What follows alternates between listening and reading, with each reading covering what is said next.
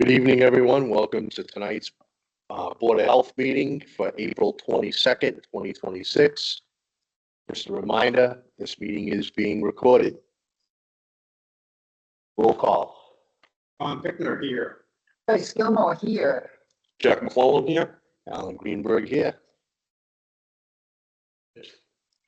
All right, good and welfare for the public. Do we have anyone in the live audience or the home audience that would like to speak?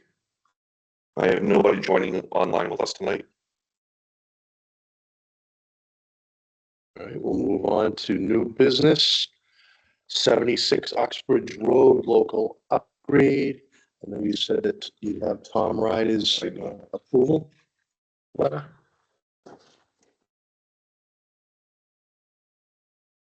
Rob, please introduce yourself, please. Good evening, Mr. Chairman, Good evening. members of the board. It's a pleasure to be before you again. My name's Rob Knappich. I did the design. I'm here to answer questions. I designed the septic system, submitted it to the town, and got a few comments from your reviewing engineer, addressed those comments, resubmitted it. And my understanding is that the recommendation is that you approve it. But nonetheless, I wanted to appear tonight just in case there were any questions that you might have.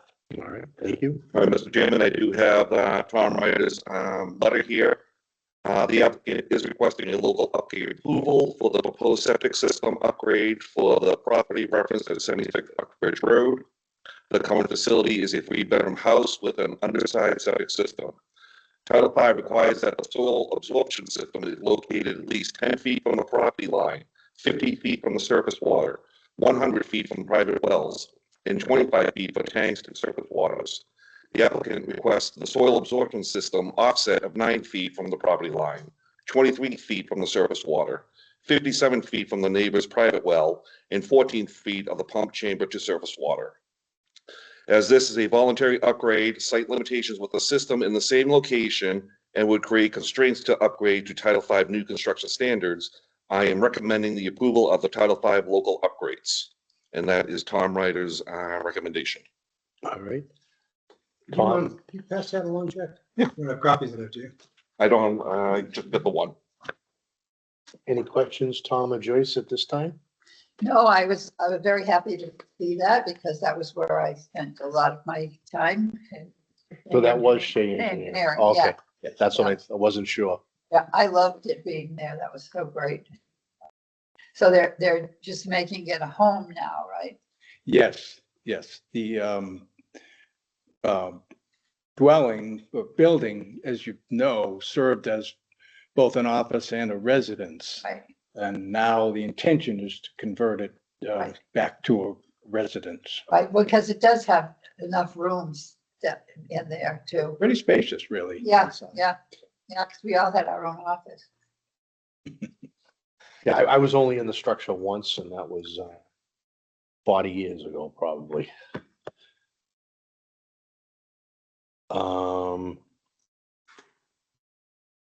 Yeah, I'm impressed.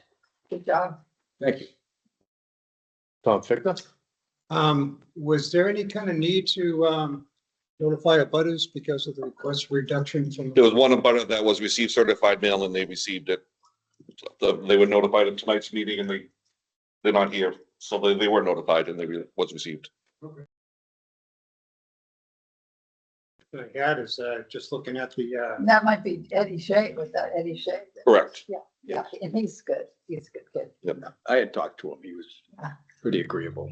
yeah, I just didn't want to assume, But, oh, no. given, you know. Oh, you're all absolutely the right. correct Yeah. protocol. The rules require it. We did provide. Exactly, yeah. Yeah. I had a question just about the layout, more from a technical curiosity perspective. So it looks like this is going in kind of right over the existing. Yes. The existing setup.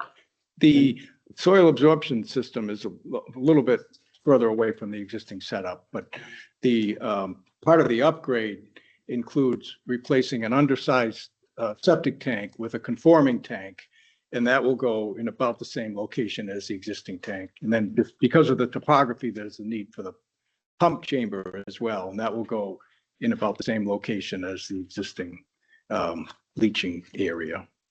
They have on the diagram there, there's three, wasn't quite sure what they represented. There's three rectangles with, looks like tank covers maybe on them. May Yeah, I was just curious what that represented.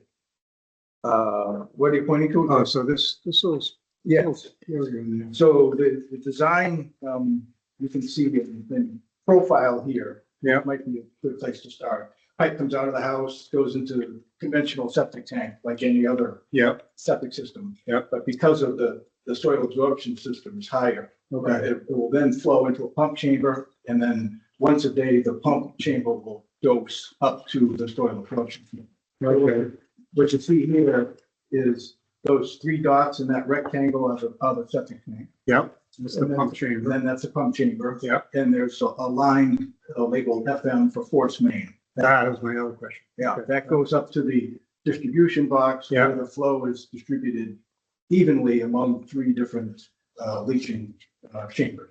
Okay, so these are leaching chamber element. Okay, yeah, okay, great, thank you. It should work very well. I mean, in my- Yeah, it was a challenge, but Right, I think, I know it's an improvement over what's there. Public health. Oh, yeah. That forced main, is that 2-inch line? Yes, Okay. Because it's under pressure with the pump.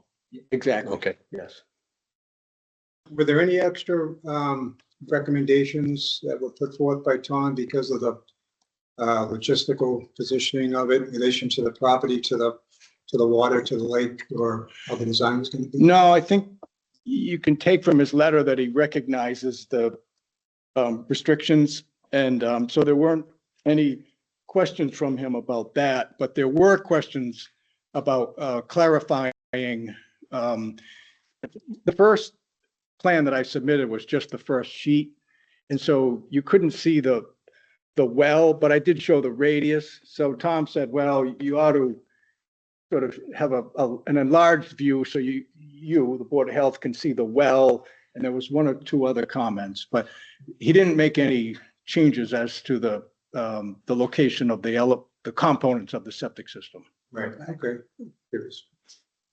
yeah, I mean, having been there for a very long time and working there and stuff, it's a beautiful area. I love being there but again, we left every night. Nobody stayed there. Yeah. So now it's a different place. Yeah. So, I'm very sure that's going to work well. Yeah, I mean, it with the local upgrade, waivers, it meets the code. What's there, I'm sure didn't do as good a job as, cleaning the effluent as this will. There's quite a bit more surface area of leaching area for the biology to do its thing and clean the effluent. There's a bit of a height difference, I believe, between where the property sits above that. That's the level where the lake is, right? Yes, Probably good 20, 30. not quite 30, but yeah, round about 20 feet. Yeah, there's a substantial difference in grade. That's all I had, Mr. Chairman. All right. If we're all set, then we'll have a motion, please, to accept the local upgrades. I make a As motion. listed. I make a motion that we accept the local upgrades and the plan for the septic system as we see here. I'll second the motion based on Tom Ryder's recommendations. All in favor? Tom, aye. Joy side. Al and I. Thank you. Thanks, folks. Thank you very much. You too. Thank you.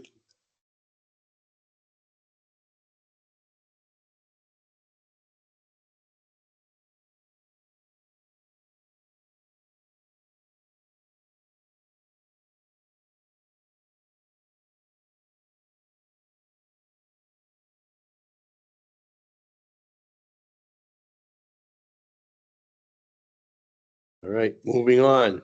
Did you want to, I'm sorry, Mr. Chairman, did you want to take it out of order or did you want to? We can. So we're gonna move down to health agent updates, 5 Harrington Street.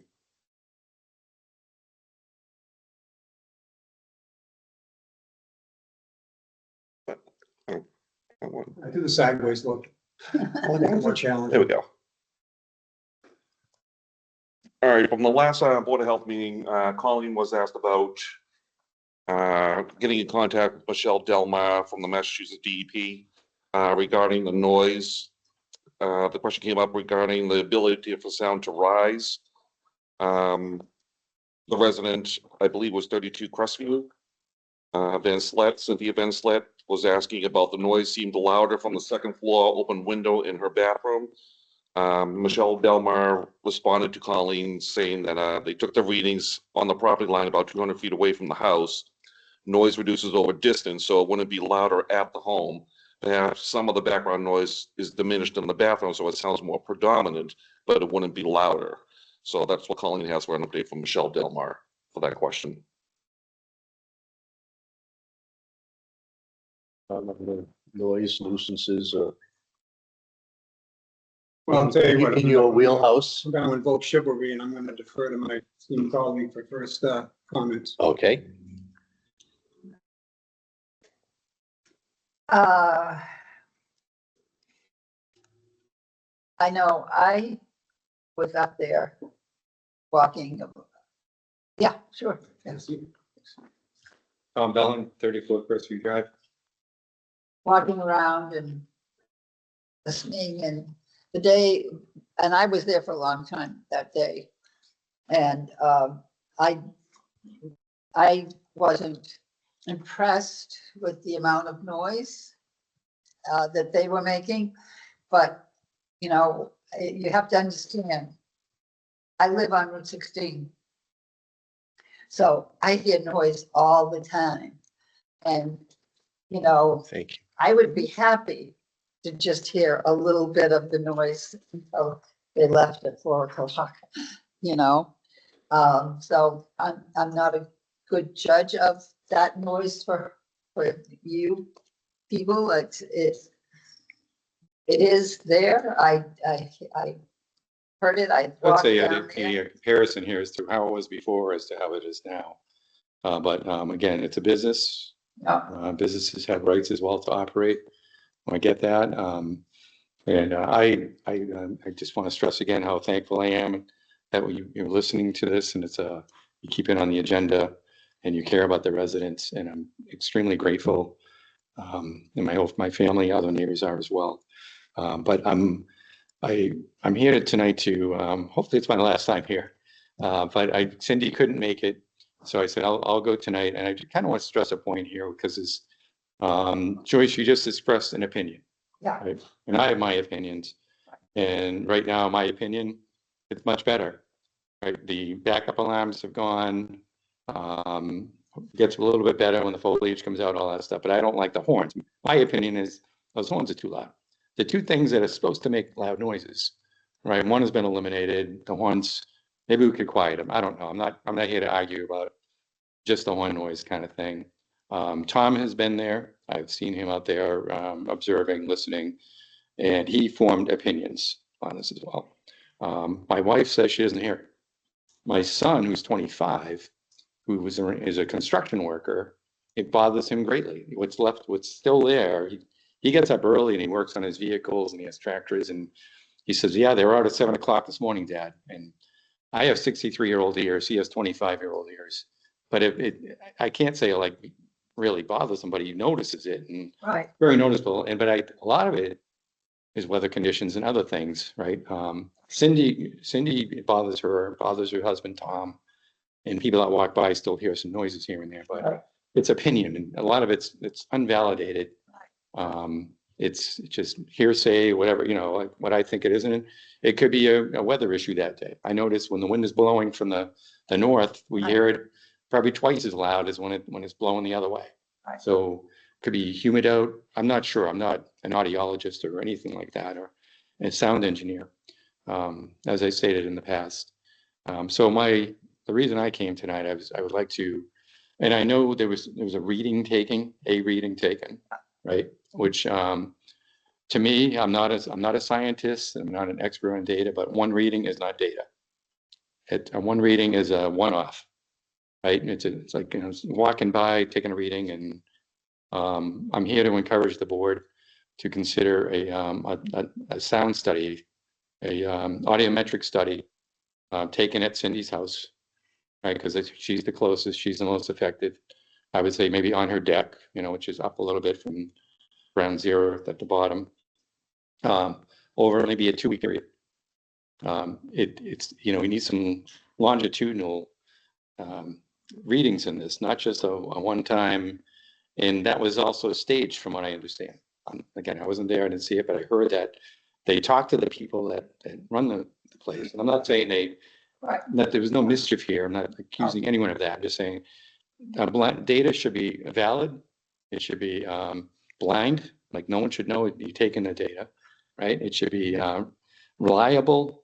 It could be the time of day you're taking readings. Weather conditions can affect it.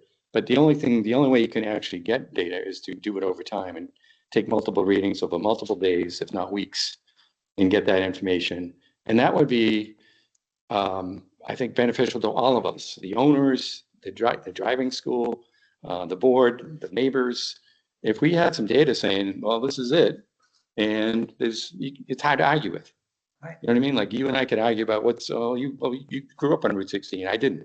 You know what I mean? Like we can argue these points all Right. day and all night, Yeah. right? And I'm Exactly. saying, all right, let's get past the opinions, arguments, because I know Colleen mentioned that she had a conversation at the trucking school while they were operating. It was no problem, but that was her opinion. You know what I mean? And I value everyone's opinion. I'm saying let's get past the opinions and hearsay and the one-off readings, because I took readings on my phone too, but it's not a validated instrument. So what I understand, the board has an instrument that we could potentially use here to take readings. I don't know. The board came from, the reading thing came Well, from. the instrument we have from the is state. on loan from. Alone, but I don't know, you have to be certified to use it or not. Right. I'm not too sure of. Right, Yeah, yeah. but we are in possession of the instrument. I believe it was the instrument used. That was the instrument used at that time frame. I do know that in conversation with Colleen, and I think this is through DEP, that particular instrument wasn't deemed to be the best instrument. I think she had mentioned that there was something better out there that we might want to consider. I know it had come up in conversation previously as to whether or not the board wants to potentially purchase something, but we do have a device in our possession. Okay, so we have a device, we just don't have a qualified operator. I believe that's the case. I worked at the tech school in Upton for many years, and we were concerned about dust and noise in a few of the different programs. And we contacted the state. They came out and they had students and teachers wearing instruments that would collect data over weeks at a time, dust in some cases, and audiometric studies in others. And that's what we had to determine whether we needed a new filter for the sawdust or to mitigate some sound in the areas. And so we collected all the data we needed to make a good decision. And that's one of my requests is let's collect the data the right way, validate it, and then make decisions based on that, as opposed to, I hear this, you hear that. My son hears this, and this is what bothers Cindy or Tom. Or I think we should, in my opinion, go that route. And that way there, you take the opinions out, it's data. And I know that the state threshold, I believe, is 10 decibels over regular readings. That's my understanding of the regulation. Yeah, as I understand it, it's a 10 decibel swing. So when they measure, I think what they refer to as ambient noise, and then basically sound off versus sound on. So what would be the normal environment outside of the operation of the school would be that level of reading. And then when the school is in operation would be the sound on. And they work within the dB, that 10 dB range. So in their view, if it doesn't swing in that 10 dB level, it wouldn't fall under their metric or getting into that nuisance category. That's how I understand the data. Additionally, I don't know if Tom had an opportunity to see it or not. There was that report that we had presented to us a couple of meetings ago. I was just looking for it. Yeah, the results of the test. And I only recently had an opportunity to kind of do a little deep dive on it. It mostly just kind of gives a breakdown of the measurements. They kind of do it based on almost like to the second, starting at say 1:44 p.m. and every second kind of measuring out the dB level. And, as the ultimate result of the report indicated, the swing didn't go any greater between the sound off and the sound on. The maximum was 5.9 dB. But as I looked at the report a little bit, I got a little confused as to exactly where the test was actually performed. It was at the property line, so property line from the school and Ben Slet's property. Now, when you say property line, the wording in the report says that all samples were taken at the abutting property line to move driving school Boston Incorporated in the woods on the property. So we're saying that this was stationed in the wooded area. That'd be a calling question. She was there doing the test, so I'm assuming. Like, at this point, I don't think we should assume. So what I'm saying is in the written report, it talks about in the woods. So I'm just kind of wondering, were they actually in the woods? Where they positioned themselves, or were they actually on the property where the usage of the property takes place by the owners of the property? Because I think what we're been talking about here is the difference of the ability to enjoy the property, the yard area, in relation to noise mitigation. Okay, so for lack of a better word, you're assuming that Cindy's property isn't cleared all the way to the property line, that part of her property is wooded. I would venture A to good say. deal, the whole back. Based on what I back know area. about the property lines I in mean, that area. I walked that whole place. There's some, the lawn ends and then there's woods and that's I still mean, property. there's If a it goes to, little there's stone an wall. old Okay, stone so wall that there. would explain if they were on the property line, why they were in a wooded area. Oh, for sure. But also goes to the point that it also moved them a little closer to Route 16. Because it had been mentioned in the description and as far as sounds and so forth, some of the noise being picked up was coming from Route 16. Well, if you're positioning the device closer to Route 16 anyway, you're probably bound to have a little less of a dB variation between the normal sound up in the woods versus when the school is operating, as opposed to having that test device in the yard of the properties in question, and then comparing that ambient sound in that area to when the school is operating and not operating. So when I read that, I just wondered really where positioning wise, where they actually kind of set up, I'm gonna, again, make the assumption that where the person from the DEP came out to operate the piece of equipment and Right was here, yeah. qualified to operate the piece of Right. equipment, Yeah. that they would have made the decision as to where the best location for the device is. Mhm. Now, I see your point that the device would be closer to Route 16. It would also be closer to the school.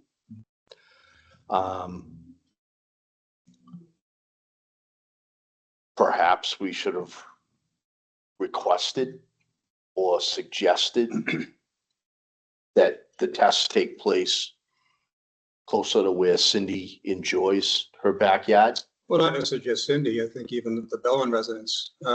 This has always been a point of contention. There's been no deviation in this viewpoint, and it seems to be getting lost in conversation after conversation. It all comes down to whether or not there's a noise issue that affects the enjoyment of the property. So to me, reason would say, well, let's take the base test in the environment where the owners of the property are trying to enjoy their property to see what that's like. And then let's see what the sound is like when the school is operating. That to me would be the most sensible distinction in creating a database.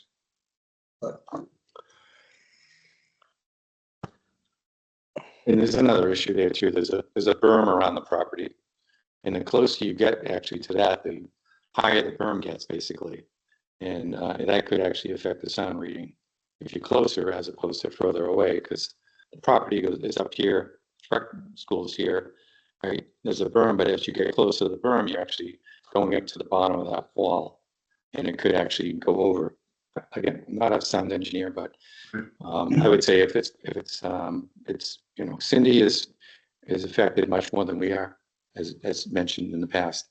I would say where she is hearing this, I would say take the noise readings, because that's where she's living. That's where she has to live, right? Whether it's up at second floor, deck, whatever, find the happy medium there someplace, but I would say take a reading there and see if it's validated or not, by getting some readings over time. Do you think that sound is going all day long from, I think they get there at 7 and they leave at 4. Well, I believe the hours of operation should be 8 AM start. Maybe it is 8. Well, I don't I'm want just- to, maybe. I have seen an improvement in our operations as far as how often they rev the trucks and run them and all that stuff. I have seen an improvement. I've noticed it. So they're doing some things there. Right, I'm not sure exactly what their schedule is, but they have started at 7 o'clock. I'm not sure what Yeah. time it's supposed to open, but it doesn't wake us up anymore like it used to with the backup alarms. So It might be that the hard stop was at 4. it is. But minimum, that should be noticed. right. And I know that we talked about the Saturday. We're not sure if anything can really get modified. I think there was some I discussion. think they're there till noontime on Saturday. Wasn't that their scheduled noontime on Saturday? I thought it was noon, or it'd be done by noon, do like the rest of the day inside the building. And that's what I think we were still kind of waiting on a confirmation on. I know in conversation, there was going to be a further communication that would go out to try to determine as another measurement tool. I think I brought this up at the last meeting, trying to determine just exactly what that simulator that they have talked about having now, what that would actually do to the time outside. So the idea being is that if they actually are using a simulator, are they reducing time outside of the trucks to do what they need to? Which would go to another data point of potentially improving that sound experience, if you will. But I think we're still waiting on a confirmation on that. Would it be advantageous to come up with a hard list of all the questions that we have versus, because we're talking about some of the things we're assuming. So if there's still a question of their hours of operation, if there's still a question about the simulator and how much it takes away from what they're doing in the field, in the parking lot with the trucks, so that when we go back to the DEP, we have a complete list of questions and concerns. Well, I think what you just addressed there with those is should really have nothing to do with DEP. Those are local issues that we could be able to narrow down and get a confirmation on. The DEP involvement is simply about the testing part. And based on their response, I'm not seeing that they're would be looking to move forward with this issue with us, is what I'm getting from their responses. I Right, yeah, I got mean, that we point just too. got the note from Right. Michelle. Which I understand. Right, I respect, again, that's an opinion. The Colleen, I just want to note to the board that Colleen did try to reach out to Michelle Delmore yesterday, but she's on vacation. right. So we're trying to get her to come back out to do more readings without letting the school know that we're out there doing the readings. But again, I don't think the DP is going to be doing multiple days or multiple hours. I think it's a one and done for them again. And so again, before we put them to that task, I think we just would need to define what exactly is, what is it that they are able to do? And if they're not able to kind of get involved a little bit as to what's being suggested as far as multiple readings over a period of time here, then maybe that's something that locally we could maybe take on ourselves and kind of create the database that we're looking to create. Well, one of the things that she does say is that Mass DEP doesn't have equipment to conduct 2 to 3 week studies. Yes, no, I'm aware. Right. But what we're talking about is, and again, I was confused by that statement because obviously they had a device they brought out. So I was confused by when they said they don't have equipment. Does that mean that, and actually it's on loan to us now? So I was a little kind of confused by that statement. There's equipment that takes sound readings, and then there's equipment that logs it. And maybe they just had a sound meter that could take instantaneous readings. Instant data. But we're looking for something that could log data here. That would And be, and I think if we could get that reading, if it's below the threshold for the state, it is what it is. Well, yeah. okay, fine. Or as far as I'm concerned, hey, they're below the threshold. Business is business. We got to move on here. But I think we need that, because again, everyone has an opinion, and I'd like to say, okay, beyond opinion here, what would actually matter? Right. Will be some hard data for me and other neighbors and the board and the school, the driving school, the owner of the property, right? If we all saw the same data and made decisions based on that, then I think it would solve a lot of problems and maybe a lot of time at board meetings and not that I don't like seeing you guys, but you know what I'm saying? It's, I think data's data. Yeah. And I'm appreciative of everything that's been done, the hour changes with the driving school, the backup alarms, all that, and that they respect that. They're right next to a neighborhood, right? And they're trying, I get it. But it's like, okay, are there further steps that we need to take or have to take based on the state regulation? Or is it, okay, we'll move some things around here and there, but it is what it is at this point. I don't know that answer. The only way you can get that answer is to get that solid longitudinal data.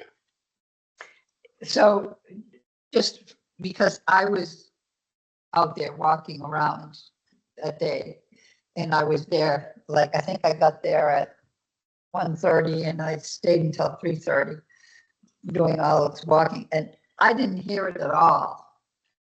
So is it every day, all day, or I guess that's what I'm wondering. How does it work? How does the It's noise- very erratic.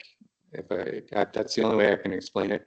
I don't know what they have scheduled or that day. Right, I know it's getting your license to drive a vehicle like that takes a long time. right, It's not like a few days or something like that. Right. In some cases, months. The training, testing, Right. is a written test and on-the-road test. And so what they have planned for different days, I'm not sure. right. So Because I must have been the there. day you came, maybe they were inside. Really, in the I classroom. did not hear. And that's why I think- noise. That's why I think, a reading here and there Uh, isn't gonna cut it. Right. We need something over a span of time during their operational hours and get readings. And, Does a piece of equipment like that exist? oh, yeah.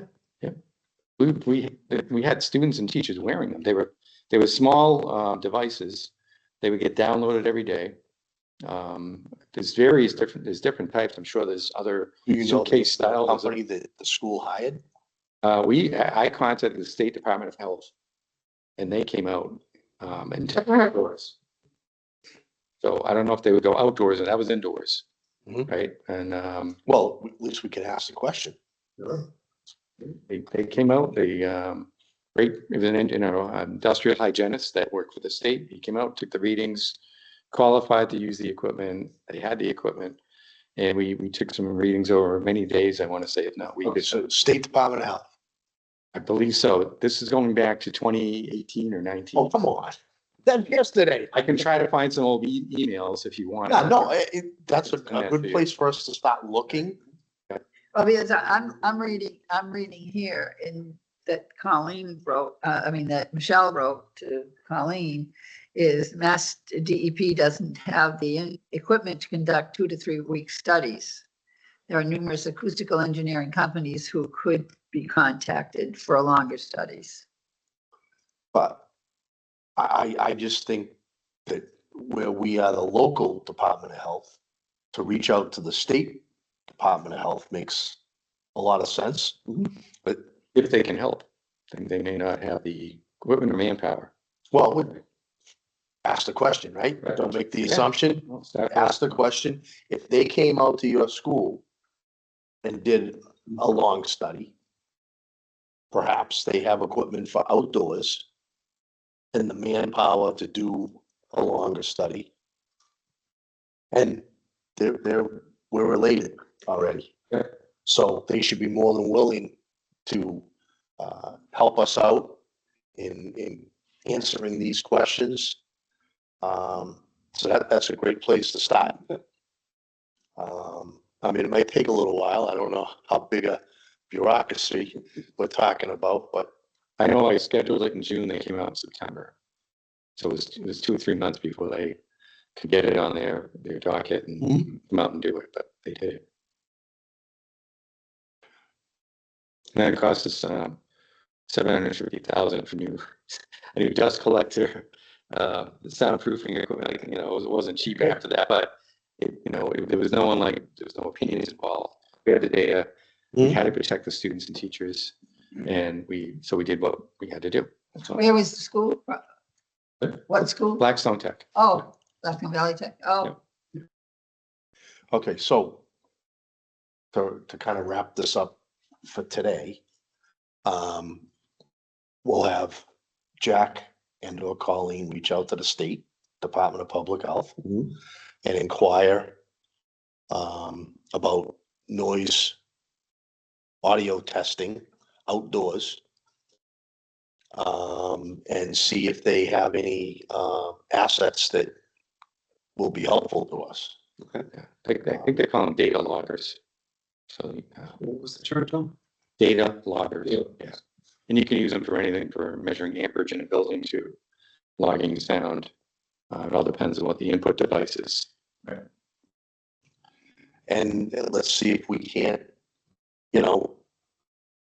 get some further information or some guidance. And if there's a lag time to get it scheduled, see if we can't get in on the list. Perhaps they have what we need. And we'll, let you guys know as a neighborhood as to what we found and maybe what our next step will be. Sure. Just out of curiosity, I know it's been, yourself and Cindy primarily affected in conversations with other neighbors logistically close by, or other neighbors, although they may not be appearing. Do conversations come up about other neighbors' concerns? Well, they all noticed the backup alarms disappearing. Everyone noticed that because Sure. they could hear it down the street walking by. Right. So they certainly noticed that. And they asked if, what else has been done. I said, well, that was the primary concern, of course, and the backup alarms. But I said, we still hear some truck noise and stuff like that. Right. But We're very no one else is, that I know of, is affected by the current noise other than definitely Cindy, and we hear some as well. Right. But again, even opinions of my own family vary. Like I hear some stuff, but it's mainly the horns that bug me because I'll be, thinking about someone else. I'm startled, just by the horn. But my wife, again, it doesn't bother her at all. Yeah, but I was really surprised to hear my young son say it bothered him, and he probably has much sharper ears than I do, and maybe the noise gets to him. The horn element, is that something that you're hearing like once and then doesn't happen for a few hours and you hear it again? Yes, it's very, very erratic. I might hear it 4 times in a half an hour and not hear it again the rest of the day. It's very erratic. I can't predict it. So that's however they're operating. The only request I would have is, can you quiet the horns down? Can you put a sponge and some duct tape, or is there anything, that we could do on the cheap that would quiet that right down? That's the only thing that affects me, but I'm super happy with the backup alarms because it was unbearable before. Because I asked about the horns, is there was something in the previous communication that came from the owner. They gave that layout, you call email. And I think it referenced somewhere in there about horns and only happening at a certain specific time frame because it's required. But it sounded like it wasn't necessarily something that needed to be ongoing. That's why I was curious what Tom was experiencing in the course of the horn issue during the course of a day. And there's no way I'm saying shut the horns off. They need those. Oh, sure, yeah. The signal for Okay. ready to move or whatever. Right. My suggestion would be, can we quiet them down a little bit? That's all, because horns are louder probably than backup alarms. But it's not like a constant beep, beep, beep. It's just it's a sonic boom kind of thing you hear. And it's startling. Yeah, you UPS drivers, before they back that truck up, they toot. I mean, you know it's UPS when you hear that. So that's part of their safety program. Yeah. I mean, it's 1 toot or 2 toots. It's short and quick, but you don't have to look to know it's the UPS truck. Could be FedEx. I have heard that, Amazon. but I know the school said they assumed some liability when they removed the backup alarms. They had to consult their liability insurance company, and it's probably drove their premiums up a little bit, but in an effort to try to be a good neighbor, they decided to do that, which again is appreciated from everybody. And to just emphasize, I am in great appreciation for what they've done, but I am going to harken back to what I said at the beginning, is that if you have an established neighborhood in place and things have been running a certain way and there have been no interferences with the enjoyment of property, and something comes along that impedes that, the question is, does it rise to the level of being a nuisance? People have a right to enjoy their properties. This is not a property on the main street. It's a neighborhood that settled in the back, and slowly over time, Route 16 has developed. But there is a great separation between Route 16 and that neighborhood. Just since then, there have been businesses that have come in and have added to the noise element. Not as much of an issue as this particular business has been, but you have the drive-in that occasionally has some event, but it's short-lived. It's not regular over the course of time, right? Or maybe even some outdoor event that takes place up there. Mhm. So, again, for me, it goes to whether or not, and we don't know until we get the data, if we as a board could classify this as a nuisance. If we can't, the best we could try to do is to try to have the school to do what they can, in reasonable format. I'm not asking them to spend thousands of dollars, but do what they can to help the situation. I think what's kind of unfortunate here is that back when this business was approved, there was no site plan review. And my estimation, because this was a non-standard business that went in there, wasn't like it was an office building where people come in, they do all the work in the building. There should have been a site plan review. Okay, and there wasn't a site plan review because you were thinking. Because yes, You and said it. It's been planning board. Okay, we received. I know, I'm just asking the question. Well, it's been stated a couple of times. Okay. Keep it up The here. planning board, Decided to bypass planning review of it when it was first brought to them. okay, Yeah, they saw no reason to request a site plan review. okay, and the planning board has jurisdiction over the business that goes in there, right? Well, that's the group Permit. that initially comes. Yeah, no, I'm just- down, but and for whatever reason, they deemed that, I think because primarily the business that was in there before was a trucking business. Mhm. However, there was really a parking lot for Amazon trucks. So the trucks would come in, leave in the morning, and they go, come back at night. So there's no activity on that premises if they other than the trucks coming and going. Here you have a school that's actually operating vehicles all day long. Yeah, I understand the previous business slightly different than you. Because it was tractor trailers. And they were empty, Most of them are, yeah, and they were being brought in, and taken out all 24 hours a day. Okay. That was the way I understood it. Okay. And I mean, that was at a time where we were dealing with COVID and things like that. So things weren't normal. But that, for some reason, they were there for I want to say a couple of years. It didn't affect us. We would hear an occasional backup alarm, and you would hear, when they attach the trailer to the Right, truck. air brake Child break. There's like some kind of thump that happens there. Mhm. But it was very sporadic. And, life went on, and once in a while you hear something over there, but then you wouldn't hear anything for hours. So this is constant, but I would say definitely better. I want to keep emphasizing the fact that it's better, but not just the backup alarms, the hours of operation and what they're doing. They are making a difference. So it is definitely better. But it's still, when they're in operation, they're in operation. You can hear it. Anything else? That might be it. From Chad's perspective. I appreciate it if you'd follow up on Yep. those, We got those bullets right here. yeah, and, if you hear any really good news, feel free to let us know. Yep. Definitely. So that we know the wheels are turning. Mhm. And then as soon as we have something concrete, we'll pass it on to the neighborhood. Sure. Yeah, and probably Cindy will be here, or maybe me. Again, I'm not here as a complainer tonight. I'm here to let's solve a problem. Oh, absolutely, yeah. And I think the only way we can do that is scientifically in this case, and just get past everything that's been opinions, whether you're on the lot or off the lot or over here or over there, how far you live from it.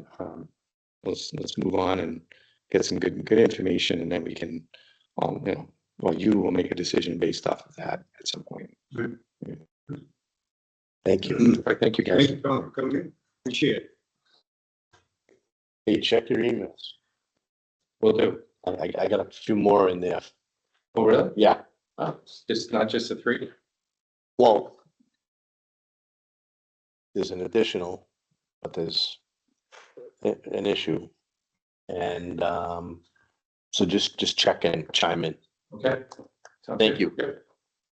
Very good. Take care. All right. Do we want to continue on health agent updates? I can do a quick rundown. Please.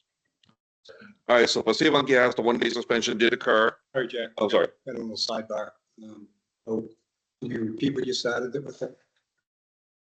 We just jabbing real quickly. Can you? So we're on the top. We're going to continue on with health agent updates. Okay. 7B, Save on Gas 1-day suspension staff training update.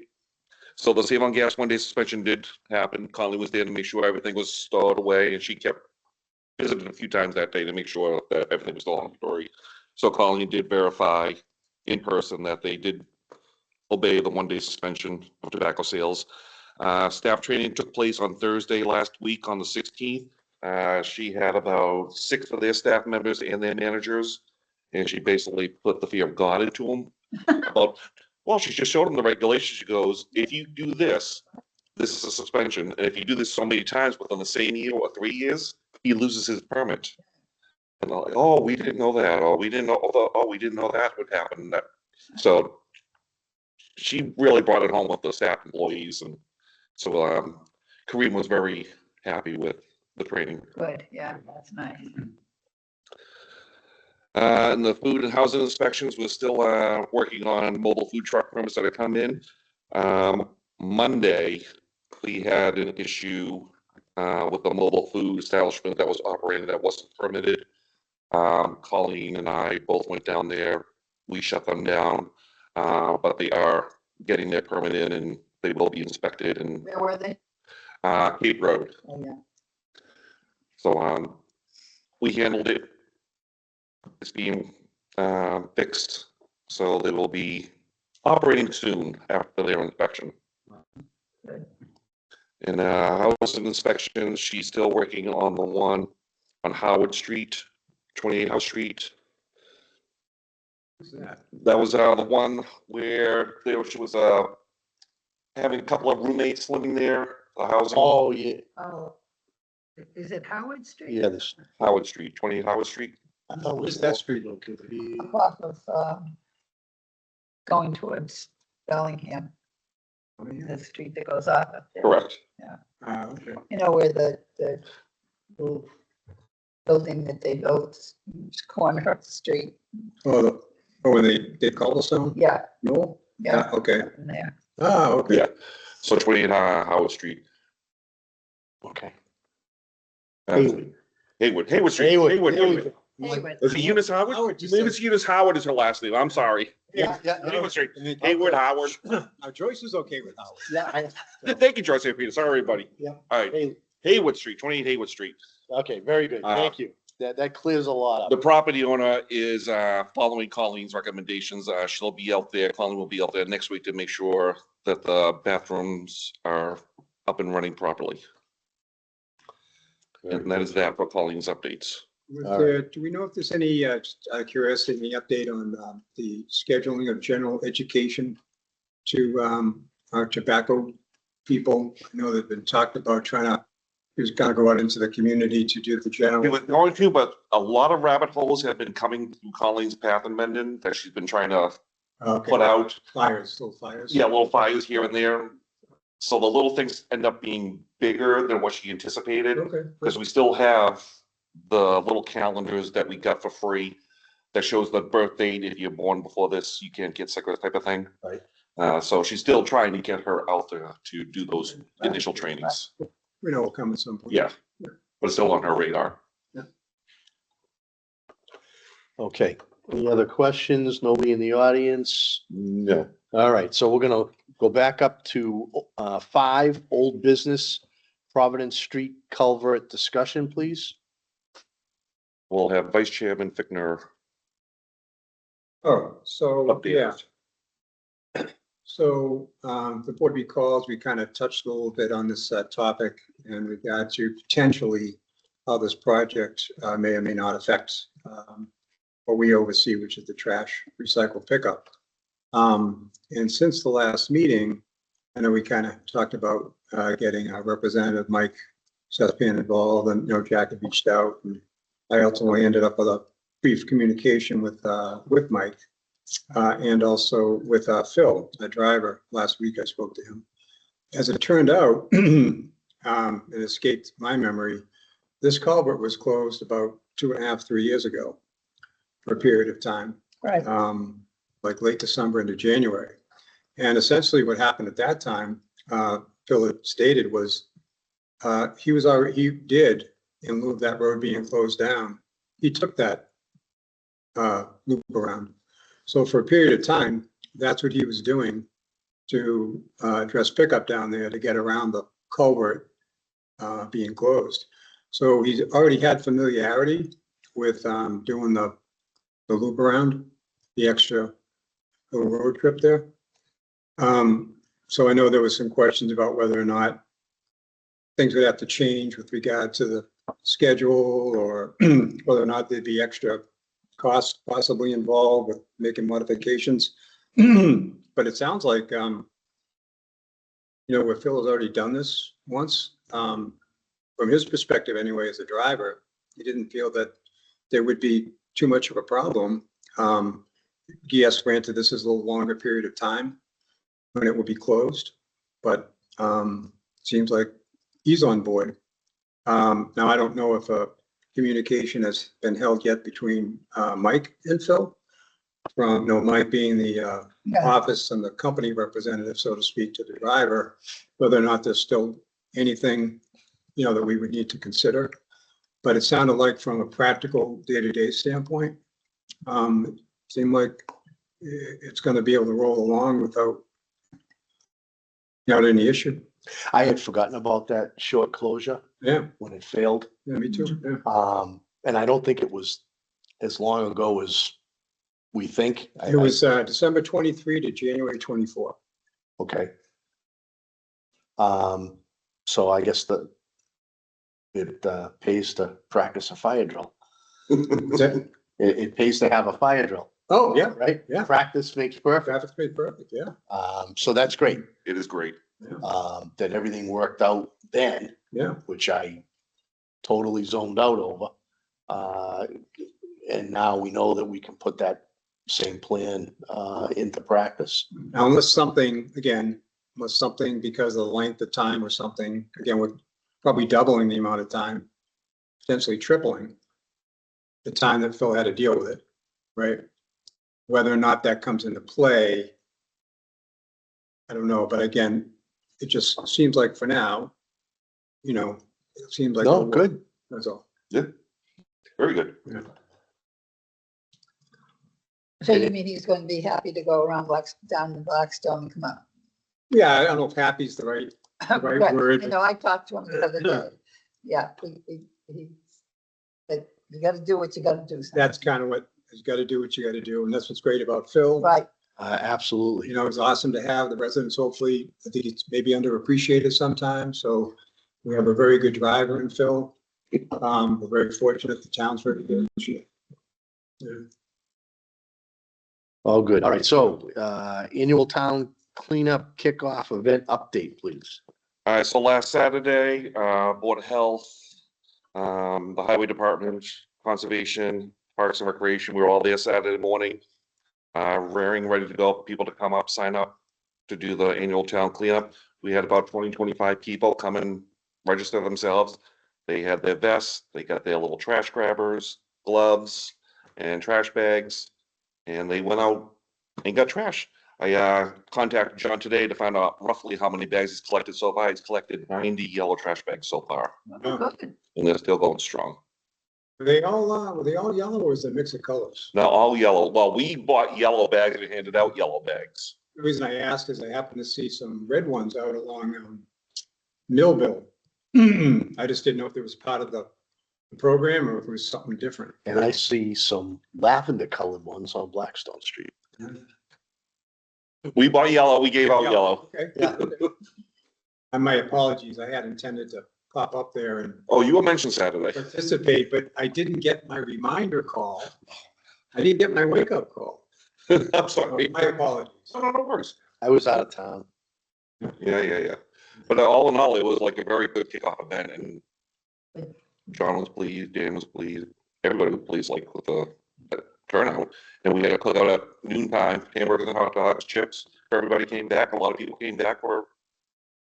Very good. And the fire department was there. They showed off their boat and their ATV and their brush truck. We had a K9 unit there. The I saw a street sweeper. street sweeper was out there. So it was a good event. Yeah. Yeah. And that was at the high school? That was at Club School. Your backyard. Yeah, I don't know why I didn't, I needed to have a memory jab. A reminder Come call. on Hey, over. reminder call. Saturday, I'm with you, Joyce. Yeah. Get All your right, body very good. over here, Thank you so girlfriend. much. All right, moving along. 6, Board of Health admin updates. All right, so Board of Health admin updates. I have the rates for fiscal year 27 trash rates. So as you can see, for trash collection, it has gone up 4% for fiscal year 27. The recycling collection has gone up 9%. Trash disposal has gone up 1%. Trash administration has gone up 6%. So an overall average total cost for fiscal year 27 has gone up 4%. Taking that 4%, I put that against my tallies for subscriber rates. So it's going up from 214 standard to 222, and that's for the 6 months. So 214 times 2, so 428 for the year. And I'm sorry, 444 for the year for 2027, and 222 for the year for for the senior rates. Estimated collections and expenses, I'm estimating a balance of $3,154 if everything goes as planned. Yeah, you can't cut it much closer than that. I'm hoping it doesn't, because again, as everybody knows, ebbs and flows with the tonnage that we receive in recycling that gets charged. When you came up with your tonnage numbers, how many years did you use for I usually use a 5-year average. so I would say that you're pretty good there. Yeah. You know, we have a decent history. Yep. And to pick, the last 5 years and take an average, you're probably. We've been good so far for the last, You've done a great job. I try to. So those are the new rates that I'm going to be putting out for fiscal year 27 for trash rates. So again, standard rate is going to be $222 and the senior rate is going to be $111. And can you speak to, out of curiosity, what we know of at this point for numbers, participation wise, with regard to, I guess, A, the households, and then B, separating out what we expect to be the senior discount numbers? Well, we roughly have, this is again from April 15th, I counted 1,286 subscribers as standard rate users and 610 subscribers as senior rates. I roughly have taken off when we made those new rules about how many people live at the property, stuff like that. I roughly have taken off 35 accounts that did not meet that criteria. And I've added on maybe 40 new seniors during this time. So basically, So we're aging. we're aging, yes. Oh, interesting. And so just for, from a It does viewership happen. perspective, the one change that the board had made recently to the program was simply to have a limit on the number in the household, Correct. Correct. to 4 maximum. So that was the one added element that was put into the senior discount program for Mhm. those who applied. So Jack indicated, obviously, the households that fortunately couldn't meet that. But I believe though, too, we did have also just an additional percentage that jumped into the program for the first time, right? Yes, new seniors. So, but I think it was a good balance in a way, even though we had, say, 25 or 30 ads, 35 came off. Yes. So that increase from last year to this year, we didn't experience. Yeah, exactly. Right. So then one of the concerns we have in our discussions was at what point, if at all, would we ever have to adjust? We had major discussion last year. It was based on feedback we got from the public on the survey. Overwhelmingly, people favored keeping it pretty much where it is, with the one caveat being 50-50, maybe consider a limit, which we did. Mhm. So, Elections versus expenses. How are we doing so far? We're gonna be above the budget. I'm not gonna be redlined in the negative. Okay. Thousands? I'd probably say maybe 4,000. Okay, so about what you're projecting for the future. Yes, And but that- again, I haven't received April's bills, but again, it's gonna be April, May, and June, so I still got 3 months. But I'm gonna feel comfortable saying that we should have at least $4,000 extra. That's including the trash stickers, money, revenue Right. in our Enterprise fund. account enterprise account. Okay. for the first time. For the first time, yes. Yeah. Good deal. Okay. Yeah, unfortunately, it sounds better than it is because it's nice to have the extra, but it's not enough to return to the subscribers at this time in a noticeable amount, No, understood. You're right. $3 Right, per subscriber right. isn't really gonna, Yeah, break the budget. make Right. anybody feel like, Right. It may take a couple of cycles. well, and what I think I'm anticipating is it may be a way of defraying an increase versus being actually There you go. returned. Yep. There may be a time where we could say, all right, we can draw X number out of the enterprise account to keep next year's increase level or Right. minimize it. Yep. Or as you mentioned, absorb some of those fluctuations that we all know can happen. I mean, look what the recycling costs. Right. I know, it's a big jump. And we know recycling is not getting any cheaper. Mhm. It's the right thing to do, but it costs more than getting rid of trash.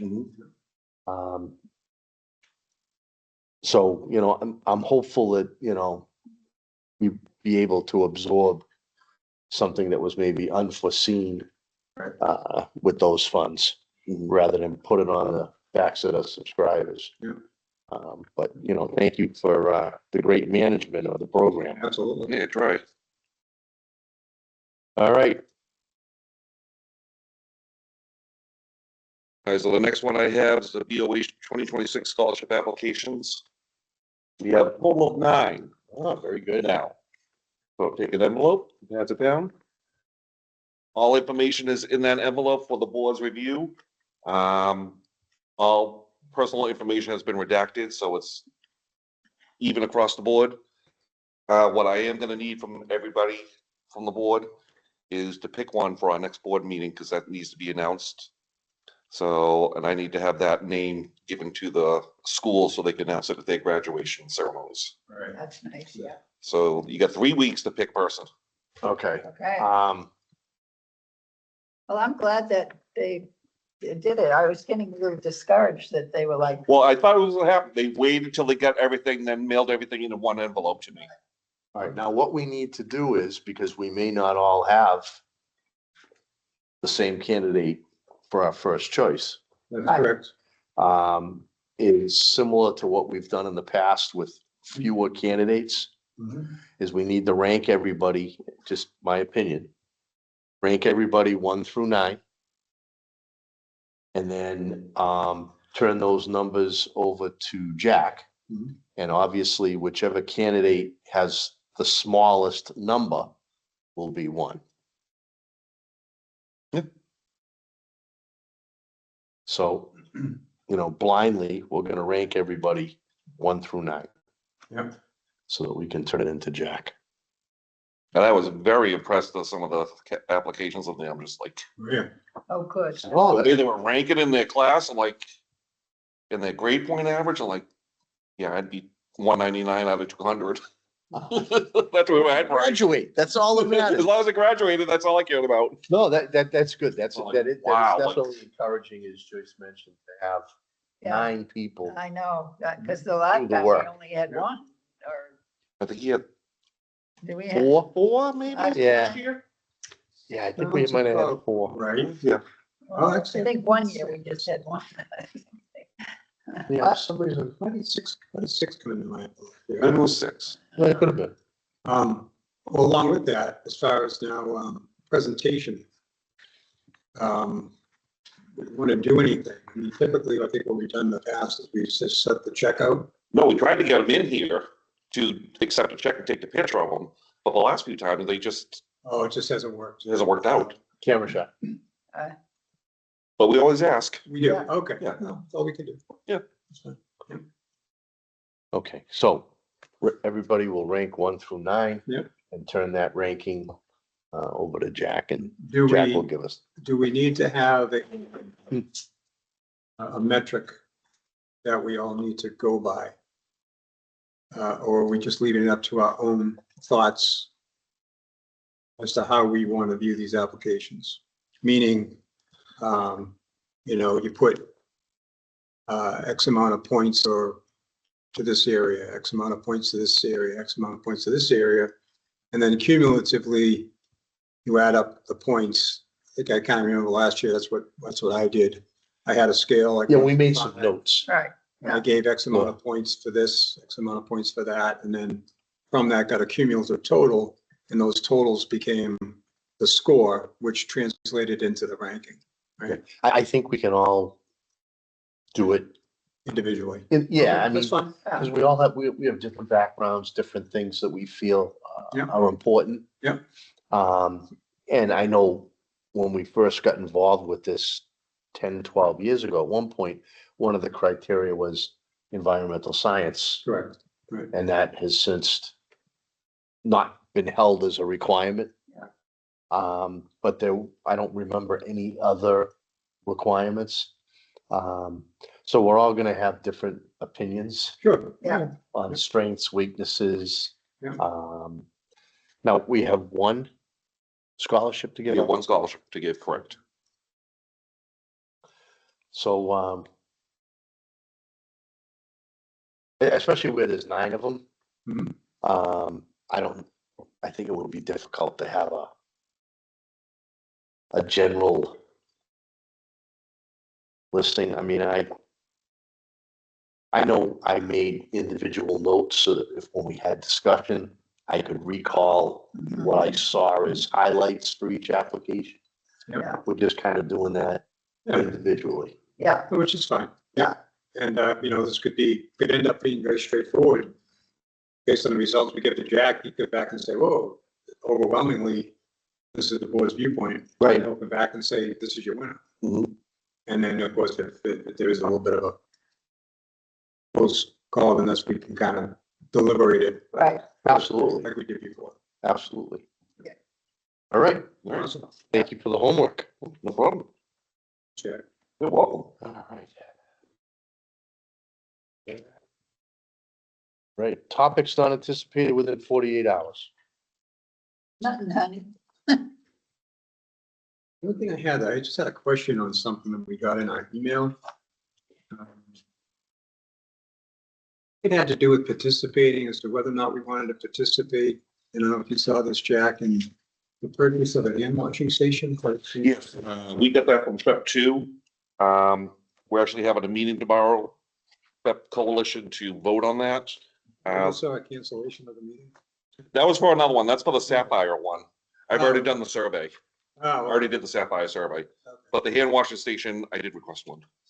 I like free stuff for the Board of Health, so. okay, and I didn't know. My next question was, do we even have an interest? Better have one than not. Okay. I'll stick it upstairs and, Now, as I recall in reading it, I guess there's a couple of different types of hand washing. yeah, stations. they have 3 links, which I didn't understand. Well, I knew all 3 links were different. There's one that had like 2 sinks on either side. Yeah, The other one was the sink on one side, Yeah. and the other one heated up the water and kept it hot for you. right. And I'm just thinking in my head, where would we get this, if we get one? Where would it go to use? Well, I, off the top of my head, I can think of if there was a food event in town, especially with the 250th Okay, coming up, and someone didn't have a hand washing station, okay, Cub Scouts, Boy Scouts, Girl Scouts, Yeah. we can lend it to Yeah. them. It's a, you know, something that we could help them use. To be healthy. Well, if they're serving food, it's gonna be a requirement. Right. And this might be the only time they do such an event. So, that, you know, it makes it very easy for them to be in compliance. Mhm. And what do? We try to do? We try to help people comply. So as long as it comes back, right. I think it would be great to have, you know, I mean, National Honor Society could decide they're gonna do something and not have all the equipment they need. This is something that we could help provide them. Yeah. Yeah. On a, you know, temporary basis. Like, Do we have an option as to which one we can get? I don't believe so. I think the PEP Coalition decides which one we get. Some They're have expensive. more capability than others. Yeah. I'm hoping they go for the nicer one. Oh, no, I trust you. You go out there and Yeah. work on our behalf. Yep. Okay. That's all I had. I don't have anything. We'll move on to good and welfare for the board.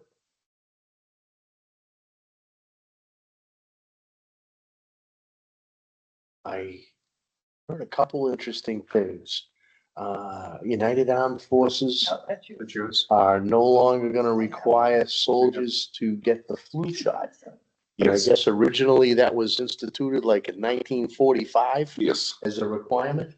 I'm sorry, say again. You got the- The United States Armed Forces are no longer gonna require their soldiers to get the flu shot. Yes, I just saw that in the newspaper And today. it was something that was instituted originally, I believe, back like in 1945 Okay. as a absolute Right, requirement. yep.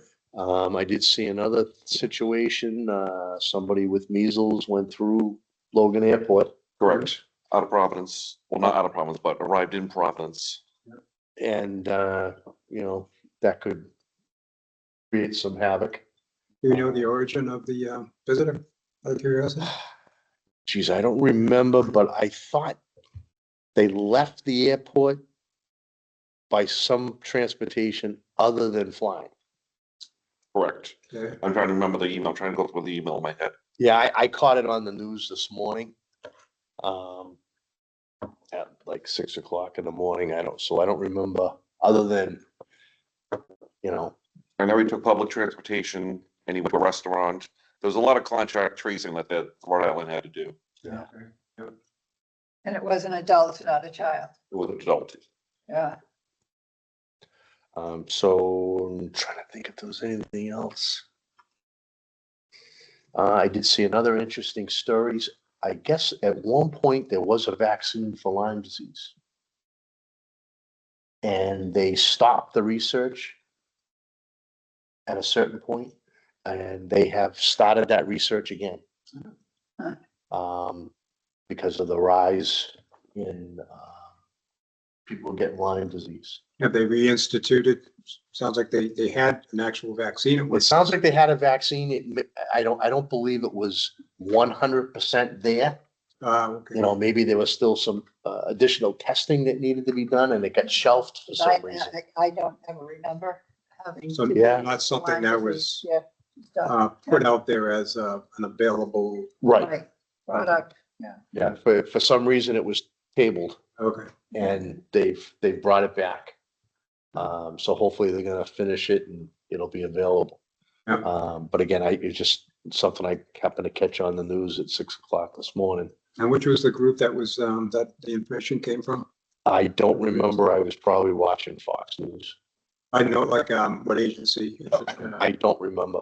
NIH, CDC? Yeah, Okay. that I don't remember. For some reason, I might have been a particular pharmaceutical company Okay, that was developing it. promoting it, yeah.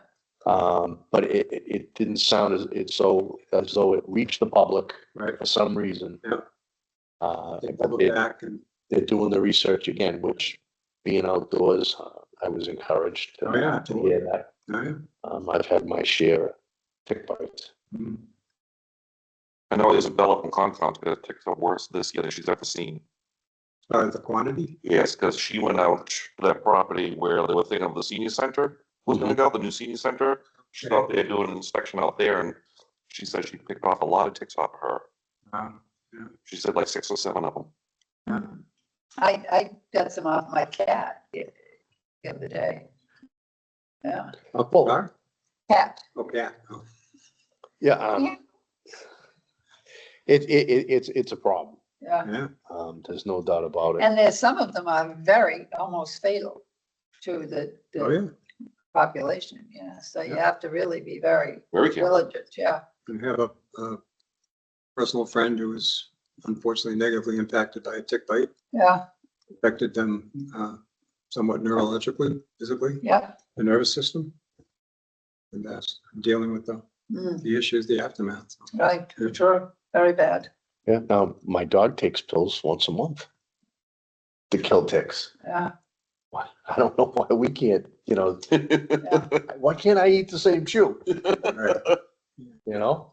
Yeah. So, it makes sense that there's something there Yeah. that just maybe didn't make it to the, to our level Right. of, being Right. able to protect us. Yeah. I know with the dog, when the tick bites, the dog, the medication that's in his blood system, Mhm. the tick becomes paralyzed. Because even if I find one on him, I can tell whether It's a lot. they bit him or not. Yeah. Because I go to pick them up with my finger and they're Oh. paralyzed. They can't stick to me, Right, you So know? I had to get 2 off my cat. the other Yeah, day. usually when I get them, it's when we come in from a walk Yep. and I'm wiping his feet and they're on his leg and Oh, yeah. they're very alive. What is that medication? Just out of curiosity. Simparica is the brand. Yeah. And that's the one that does, it is ticks, fleas. That's a chewable one? Yeah. It's a Oh. chewable tablet. Okay. And then, the heart guard for the worms. Yep. But now Simparica has a trio that will do everything.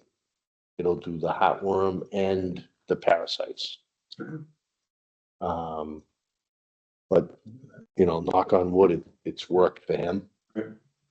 And he's the right color that the ticks show up. Right, yeah, So, because, all of a sudden he'll be sitting on my lap and there's one, but you can definitely tell the difference. You can tell the ones that I didn't get, before they got him. Yep. And it paralyzes their mouth components. Huh. So they release and that's it. So hopefully they'll be able to help us out. you don't release onto us. Next meeting, May 13th? May 13th, God, is it gonna be May 13th already? Already, 7 o'clock, 7 o'clock, and we have to make sure we do our scholarship work. please.